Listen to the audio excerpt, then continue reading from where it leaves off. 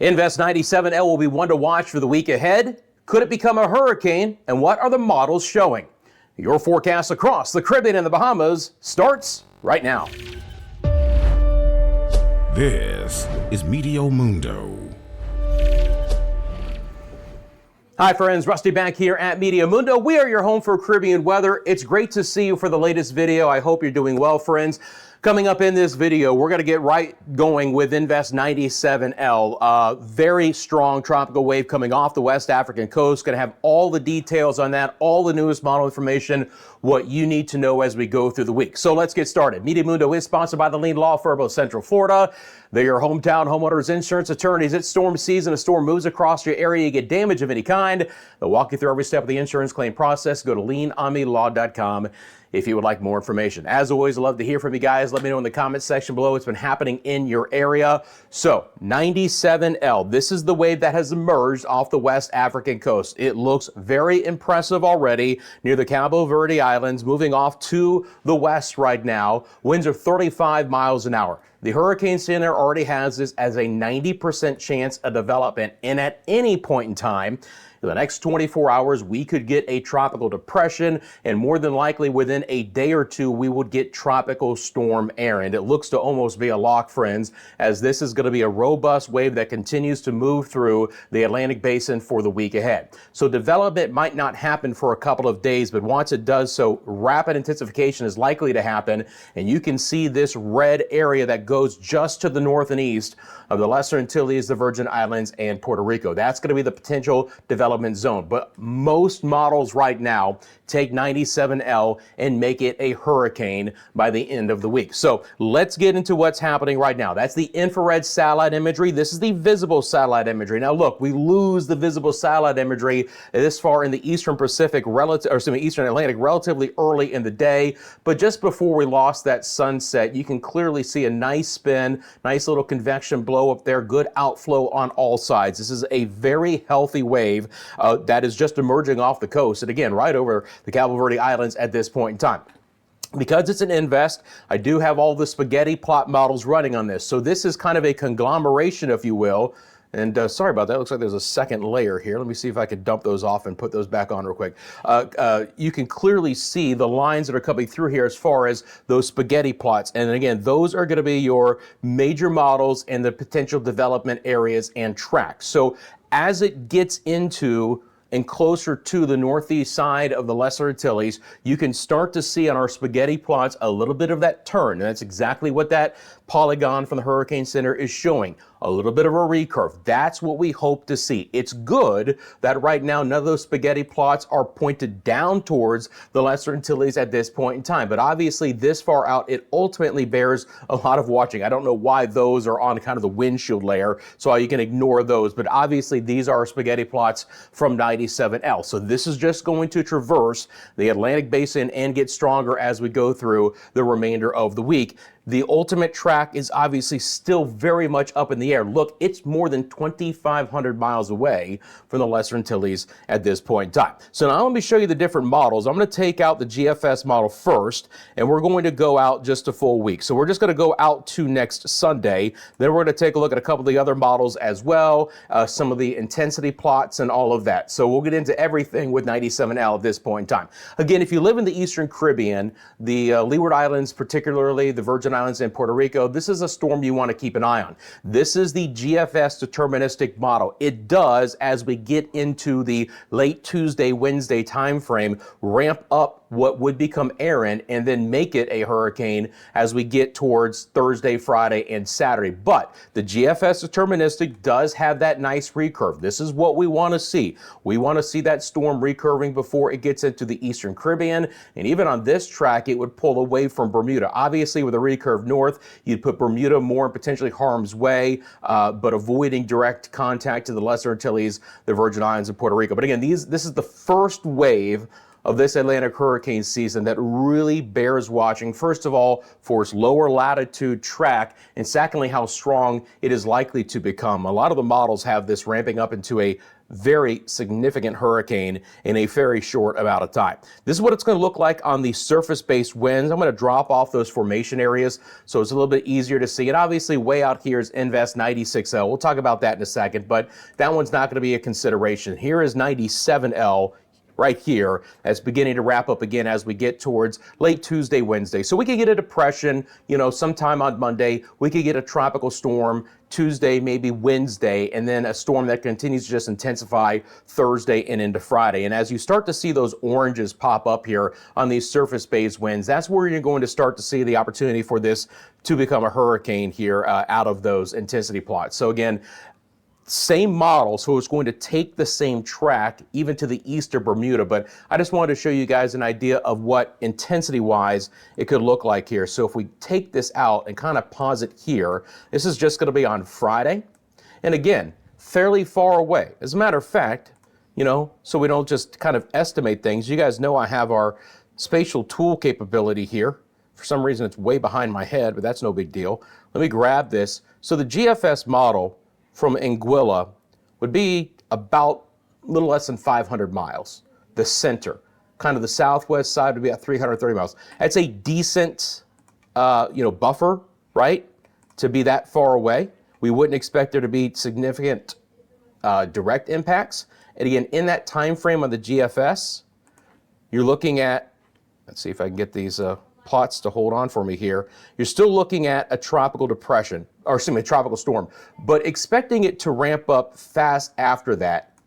And again, you just go out another, let's say 12 hours, and now you start to get into a hurricane. So by Saturday afternoon, you would. Now the GFS is actually a little bit slower in developing Erin from a tropical storm to a hurricane, but you get the idea of the potential rapid intensification. The one thing the models have not had a good handle on with all of the storms that have developed the last several years is how quickly these things can get going and how strong they can get. The track has been very good with the models, but the intensity plots have not been nearly as proficient. So that's what the GFS is showing. Let me show you the European model. Here is the Lesser Antilles. You can see your time frame. This is our ensemble member. So this is all the same storm, just different intensities and different plots. So on the European model by Saturday morning, right, you have a couple that are strong hurricanes with a pressure of 970 millibars, others that are much weaker. Some that are closer to the Leeward Islands and the Virgin Islands,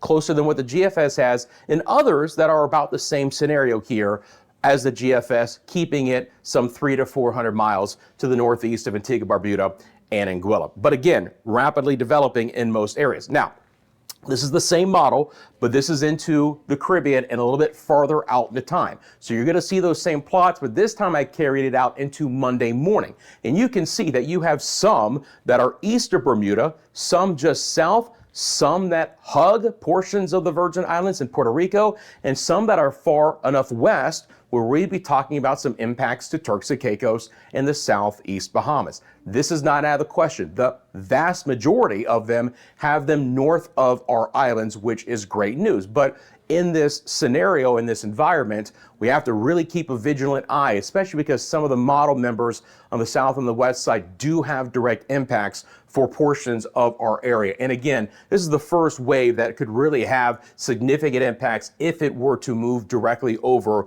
one area. And I'm talking about the potential for some hurricane impacts. This is the HAFS-A model. This is zoomed in the center of the storm. So just to give you an idea, this is Friday afternoon, and this would have it 350 miles south-southeast of Barbuda, or about 560 kilometers. Again, as a very significant hurricane. Now, the HAFS-A doesn't go very far out in time, so we don't have the recurve if it's going to happen as of yet, but even here on the HAFS-A, it's actually south and east of Barbuda, so it hasn't made that northerly turn yet, somewhere about 58.5 degrees west by about 21.5 degrees north. You get the idea of where it is if you want to look that up on the map. Again, it's about 350 miles southeast of Barbuda. That's 560 kilometers. Now, the intensity guidance is not fantastic. Again, over the next 48 to 72 hours, you get yourself a tropical storm. Beyond that Thursday, Friday timeframe, you can have a rapidly intensifying Erin, which could reach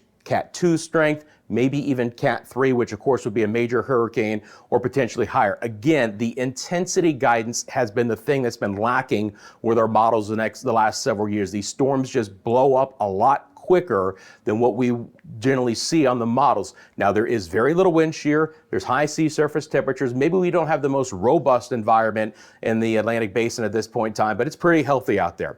And again, we've wiped away the first 4 named storms of the season. Erin is going to be the next one on the list, and that is going to be 97L. So let's break it down for you guys, just kind of very basic for everyone. 97L is likely to become a hurricane. Of course, Erin would be the name. It's still more than 2,000 miles away from the Eastern Caribbean, so the track is uncertain. A recurve north and no direct impacts to our area is absolutely plausible, but anytime we have a wave that's going to be this strong that is east of the islands, we have to keep a vigilant eye, especially with some of the things that I'll show you coming up that just might try and keep it a little bit farther south, or if the recurve does happen, it's going to happen at the last point in time. And this certainly is going to be watch and wait mode for all of these areas. So friends, if I go back and just kind of show you the broad perspective here, there's a big ridge of high pressure. Of course, we have our Bermuda High. What we're hoping for is a weakness to develop in that on the southwest side just before it begins to enter the Eastern Caribbean and beginning that recurve. And you can clearly see that the National Hurricane Center has it on nearly a due west track until it gets within, 500-600 miles of the Lesser Antilles. Then you start to see that curve north. That's ultimately what we want to have happen. And then we want this thing to avoid Bermuda as well. 96L is not going to be an impact to anyone. It actually continues to just sit out there. Not a scenario that I'm concerned about moving east of Bermuda at this point in time, even if it does develop. But right now that chance looks to be relatively low. So now let's get into what's been happening across our area for today. We've had some passing showers developing with a little bit more tropical moisture coming back in. St. Lucia, St. Vincent and the Grenadines, Grenada, Trinidad and Tobago, passing showers, some breezy conditions, even a couple of isolated lightning strikes from time to time.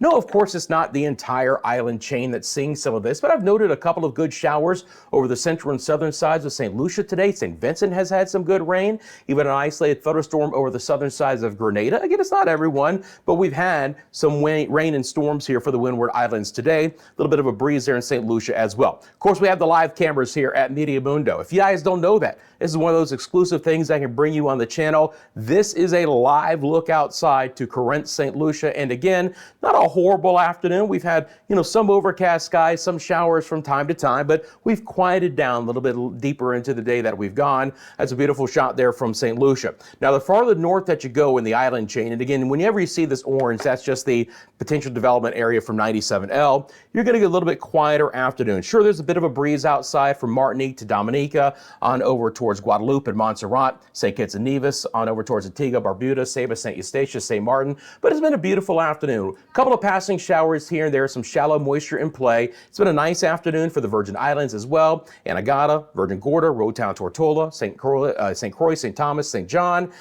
Breezy with a few more thunderstorms, and we'll get into what's happening in Puerto Rico in just one second. But first, this was the view from Christiansted. This was yesterday, but R sent it in, and again, just fair weather clouds, a little bit of moisture coming in from time to time, but a lot of blue sky. Appreciate R sitting in that video to help tell the weather story there in St. Croix. Now, it is a different story in Puerto Rico for today. We've actually had some flash flood warnings issued, and that does include the San Juan area. So to show you guys this, if you live in the San Juan area, we've had a flash flood warning, and those are some of the areas: Northern Bayamon, Northern Guaynabo, and San Juan. 3 to 5 inches of rain have fallen, an additional 1 to 3 inches possible. So 4 to 8 inches of rain just today, or 100 to 200 millimeters in the San Juan area. So if you guys live near San Juan, Bayamon, Guaynabo. Let us know in the comments section below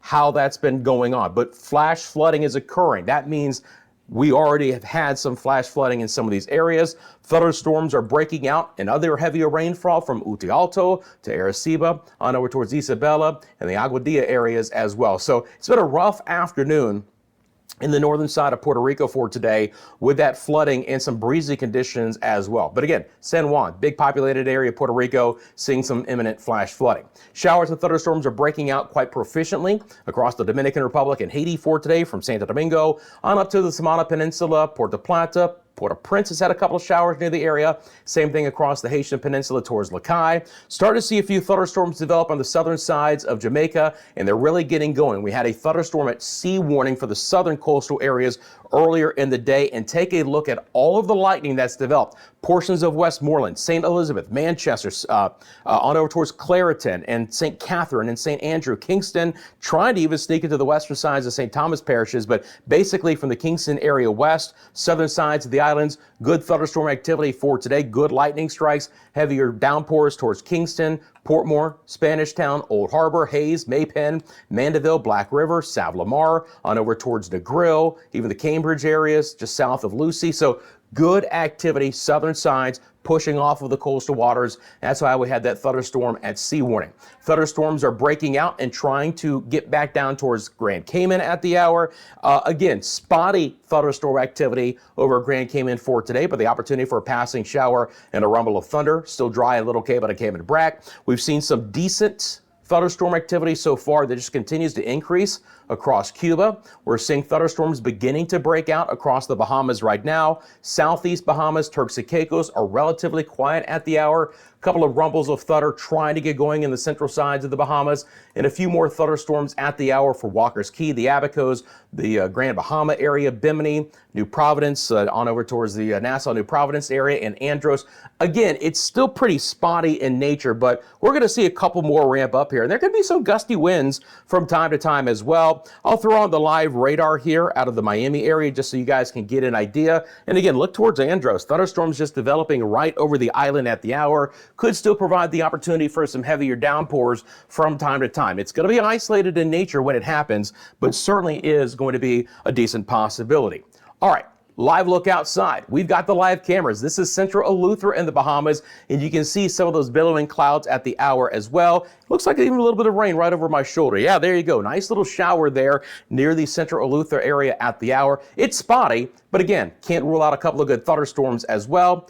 I didn't want to show you that yet. Hang on. We'll keep moving on here. Let me bring back out the the infrared satellite imagery, and then we'll swing on over towards the Yucatan. Thunderstorms are developing with the peninsula here, the sea breeze storms right over Cancun, and then they're pushing inland towards the Merida area. And again, locally heavy rainfall with these thunderstorms on the northern side of the Quintana Roo. We've had fairly few and far between showers and storms today for Belize, portions of Guatemala, northern sides of Honduras, La Ceiba, San Pedro Sula, Roatan, Utila, Guanaja. Thunderstorms have been much more prolific today. Southern sides of Honduras, Tegucigalpa, back towards Nicaragua and Managua, San Jose, Panama. Very active weather here, some healthier downpours from time to time, and then swinging on over towards the ABC Islands. Now again, we have this very broad spin. You guys can clearly see that right now. It's helping to lift some of the thunderstorm activity. One other thing I want to point out, we'll get into a little bit more, is this is an interesting area to watch in the southeast side of the Gulf of Mexico as well. You know, the European model had been hinting at weak tropical development in the southeast Gulf, and this is just a nice cluster of thunderstorms that have kind of meandered out there, and the Gulf waters are bath temperatures at this point in time. So that this time of the year in August always bears watching, but it is going to throw more moisture back into the Yucatan in the coming days. They've got high rain chances for Cancun and Cozumel. Then you have the ABC Islands. We're trying to bring in a couple of passing showers, but more than anything, it's about the wind. So we'll skip the Bahamas and get on over towards Oranjestad, Aruba. Live look outside here. Again, still a beautiful afternoon, still mainly dry, sun glistening there on the beach coastal waters. and that fresh breeze from Oranjestad right around 35 miles an hour. Okay, let's get into the rest of the forecast. As we do so, friends, thanks for taking a quick second, liking this video, liking and subscribing. Please join our Meteo Mundo weather community. We've got a fantastic one, and I really appreciate you guys taking a quick second to do both of those things. They really help out the channel. Thanks for sharing this with your family and friends. If you're getting anything out of this video and you have family or friends who are weather enthusiasts, they are watching other forms of weather, mediums, and they want to get more information, let them know about this channel. I appreciate that. Appreciate our members and our super thanks as well. So now we're just going to get into what's happening over the next few days. We've obviously already hit on the tropics and what I expect with 97L, which is just going to bear watching the remainder of the week. So it looks like this in the short term here. So again, this more than likely isn't going to be anything but then a broad shear line of tropical moisture from the northern Gulf back down towards the Yucatan. But it always bears watching here in August when you've got a system kind of producing those showers and storms.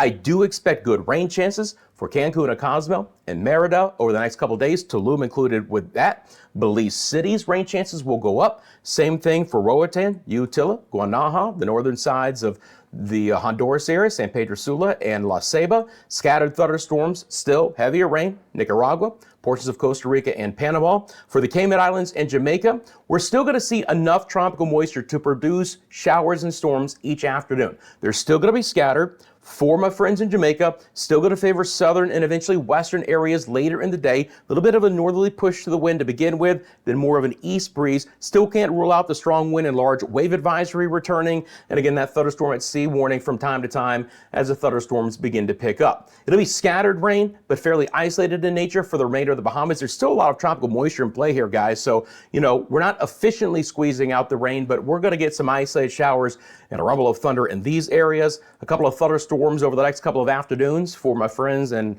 Haiti and the Dominican Republic. Locally heavy rainfall is not out of the question. From time to time, we could get some flood advisories, so keep that in mind, especially in the higher terrain that gets back down to the valley areas and you pile up the water in a hurry. Maybe 2 to 4 inches of rain in one day, 50 to 100 millimeters. Got to watch out for the storms, especially in San Juan. Look, if we're going to get 4 to 6 inches of rain, maybe even up to 8 in a couple of areas around the San Juan metro area, any additional rain early in the week could cause some problems, elevating the rivers, elevating the streams, causing some urban flooding to go along with things. So again, if you guys live in Puerto Rico, would love to know the situation in your area. Expecting rain to be a little bit higher for Vieques and Culebra and the Virgin Islands over the next couple of days as well. And then we're going to be back into a more scattered variety for the rest of the Lesser Antilles. Nothing extremely concentrated. Even down into the Windward Islands, I'm not expecting a ton of heavier rain over the next few days. Even back down towards Trinidad and Tobago, an area that's had a little bit more prolific thunderstorm activity, we could still get some locally heavy rainfall. We could still get a flood spot from time to time, especially in the southern sides of Trinidad, but overall the rain chance is a little bit lower. Nueva Esparta will see scattered showers, and I'm expecting just a little bit of rain for the ABC Islands. So this is what it looks like for you, island by island for you. Northwest Bahamas, 30% chance for rain the next couple of days. Not a lot of rain for the next few days for the central and southeast Bahamas, Turks and Caicos. Cuba's rain chances are going to be scattered in nature. The Cayman Islands, 50% chance, then a 30 on Tuesday and Wednesday. For Belize City, 30 tomorrow, but building, as I said, up to a 60% chance on Wednesday. Cancun and Cozumela's rain chances are good.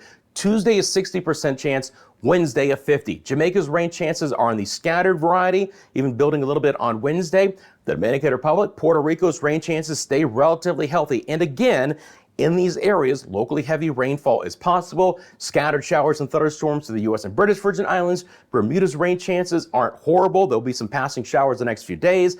Anguilla, St. Kitts and Nevis, it's a 40 to 50% chance each afternoon. Antigua, Barbuda, Montserrat, high chance tomorrow, but again, shallow moisture, so fast-moving showers. Still many dry hours, but there's at least a good chance that you're going to get some rain for tomorrow, and then more scattered on Tuesday and Wednesday. And it's generally a 40 to a 50% chance for rain the next couple of days across the islands. There is going to be a little bit more drier air nudging in on Tuesday, so I've lowered rain chances across the island chain, especially back down to St. Lucia, SVG, and Barbados on Tuesday, back down to a 30% chance. So you're kind of bookended by better rain chances, a little bit drier on Tuesday, nudge down the rain chance in TNT, but still a 50% chance. Scattered to numerous showers and storms for Suriname and Guyana, and more limited limited opportunities, but still not horrible chance in Nueva Esparta, but don't expect a lot of rain from my friends in the ABC Islands. Okay, wave heights and directions. Again, please remember that this model that builds in our wave heights is based off of GFS, so you're going to ultimately see what would become Erin come into the right-hand side of your screen, and obviously wherever that goes,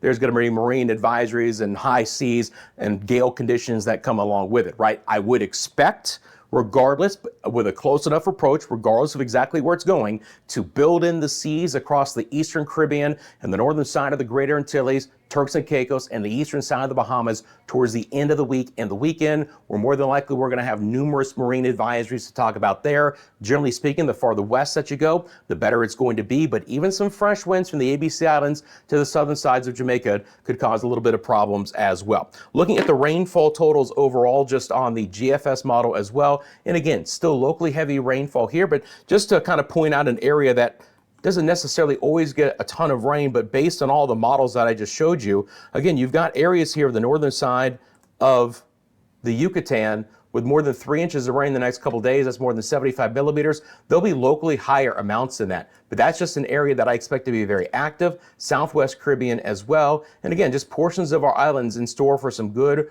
rainfall totals. But obviously, my friends, the big story for the rest of the week is going to be Invest 97L. 90% chance of development. We're likely to get a depression in the next day and then a tropical storm by Tuesday or Wednesday. And ultimately down the road, this will more than likely become Hurricane Erin. We're hoping for a recurve before our islands, but throughout the week, this is an invest to keep a very close eye on. Friends, I appreciate you guys. You can follow us across all social media. We're on Instagram, TikTok, X, and Facebook. You want to send me a picture or video, that's mymediamundo@gmail.com. As always, you have a specific question about the forecast, feel free to drop it in the comments section below. I'm happy to answer that as well. And please remember that Meteo Mundo is sponsored by the Lean Law Firm of Central Florida, your hometown homeowners insurance attorneys. Wind, hail, hurricane damage, even a burst pipe. They'll walk you through every step of the insurance claim process. They offer free consultation and policy reviews. You really have nothing to lose. Go to leanonmelaw.com for more information. Friends, have a great rest of your day. I'm back tomorrow with all the latest forecasts for you right here at Meteo Mundo.